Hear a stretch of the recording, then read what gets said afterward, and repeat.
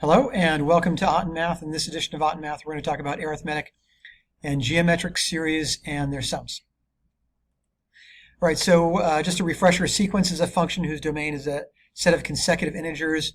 Typically, it starts with 1, so input 1, consecutive integers 1, 2, 3, 4, 5, and so on and so forth.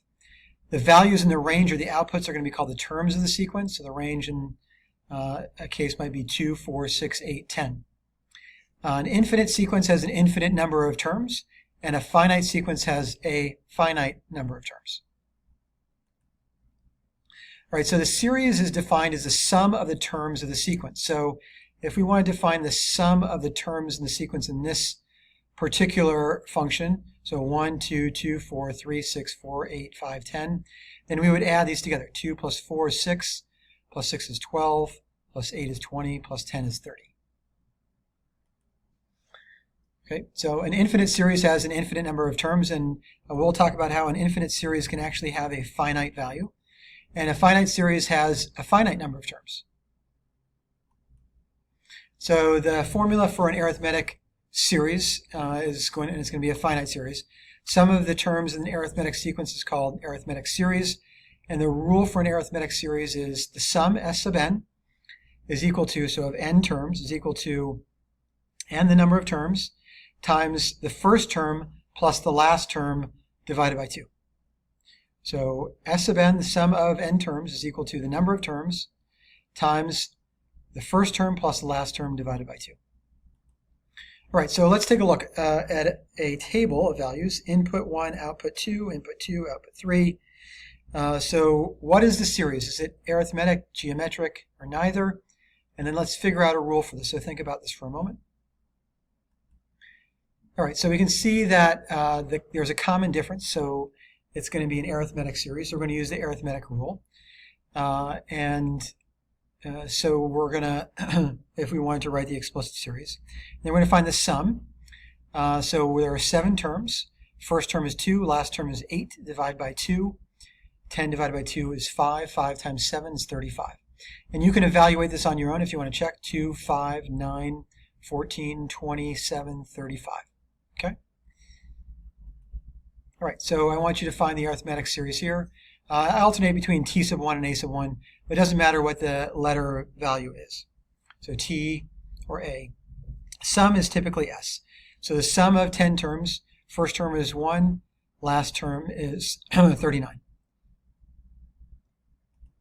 All right, so you see that there are 10 terms here. So s sub 10 is equal to 10 times 3 plus 39 divided by 2. 3 plus 39 is 42.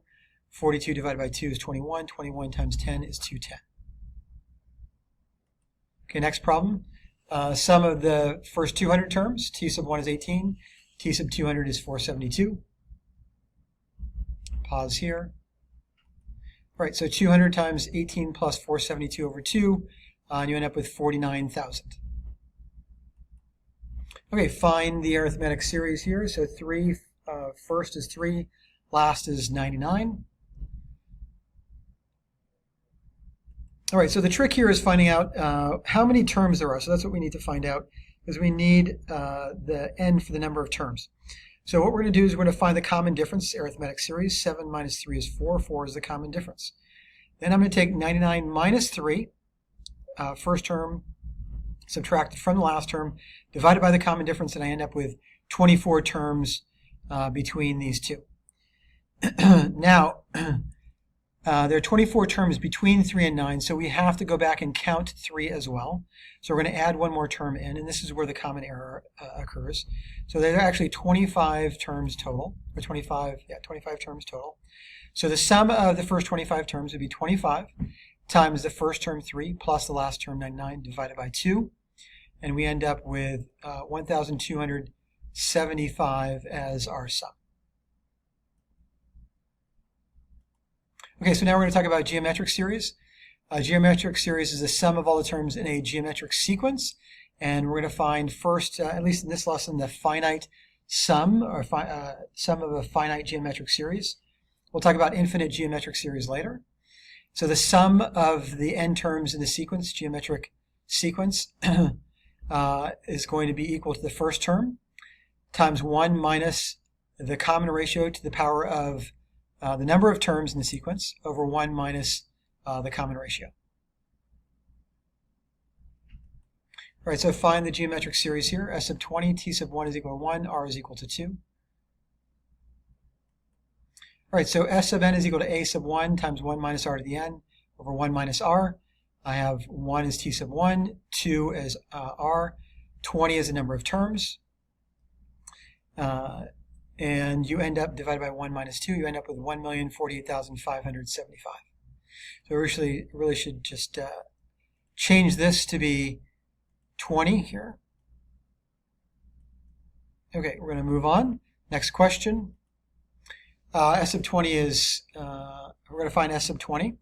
T sub 2 is negative 6. T sub 5 is equal to 162. So I'm throwing a little bit of a curveball in here. Let's see if you can figure it out. All right, so now what we need to do is we need to find the common ratio.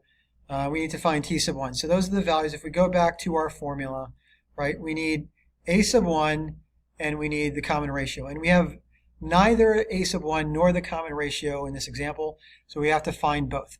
So here's the process you're going to go through. I'm going to rewrite t sub 2 in terms of t sub 1 and r, and t sub 5 in terms of t sub 1 and r. So t sub 2 is equal to t sub 1 times r to the n minus 1, or r, just r to the 1. T sub 5 is equal to t sub 1 times r to the 5 minus 1, or r to the 4th. Now, I do have values for t sub 5 and t sub 2, so I can rewrite t sub 1 as t sub 2 divided by r, which is negative 6 over r. And I can write t sub 5 as, I can write t sub 1 for the second equation as t sub 5 divided by r to the 4th, and t sub 5 is 162. So 162 divided by r to the 4th is equal to t sub 1. So I have two representations or values for t sub 1. One is negative 6 over r, and the other is 162 over r to the 4th. And so I can evaluate what r is. I solve for r with these two equations. I get r to the 4th over r is equal to 162 over negative 6, or r to the 3rd is equal to negative 27, or r is equal to negative 3. So taking r is equal to negative 3, I can back out that t sub 1 is equal to 2 by dividing t sub 2 by negative 3. So now I have t sub 1 is equal to 2, and I have r is equal to negative 3, and I know that n is 20. I can solve for s sub 20. 2 times 1 minus negative 3 to the power of 20 over 1 minus the negative 3 is equal to, looks like 1,743,392,200. And so what you have to be careful of is your order of operations here, because you're going to take the 20th power of negative 3, and then you're going to subtract that from 1. So you have to be careful here. It's in the cases where we have minus a negative value, you have to apply the exponent and then do the subtraction. So parentheses, exponents, multiplication, division, addition, subtraction, in that order in order to solve this correctly, and this is the final answer. All right, so a similar problem for you. Oh, I guess that's it. So for those types of equations. Now we're going to move on and talk about using logs to find n, the number of terms in a geometric series. So I'm going to give you this example. S sub n is equal to 5,460, a sub 1 is 4, r is equal to 4. Now the issue here is trying to find n. So I'm going to walk you through this. So we're going to write out our equation. 5460 is equal to a sub 1 times 1 minus r to the n over 1 minus r. So I'm going to divide both sides by 4. 5460 divided by 4 is equal to 1 minus 4 to the n over negative 3. Rewriting the left-hand side of the equation by multiplying both sides by negative 3 leaves me with negative 4,095 is equal to 1 minus 4 to the n. Rewriting, moving 4 to the n to the left side. 4 to the n is equal to 4,096. Rewriting this as a log equation. Log base 4 of 496 is equal to n. And then using the change of base formula to solve log 4,096 over log of 4 is equal to 6. Okay, I have two more problems for you. I want you to go ahead and solve for these two, come back and give you the answers, and that'll be it for this edition of Otten Math. So first problem, you should get 7 as a value. You can take a look at my work, check your work. And then the second problem, same thing, we end up with 7 as a value. Please check your work. All right. That's it for this edition of Math 13.3 Arithmetic and Geometric Series. Please join us next time when we talk about limits of infinite sequences in the next edition of Math.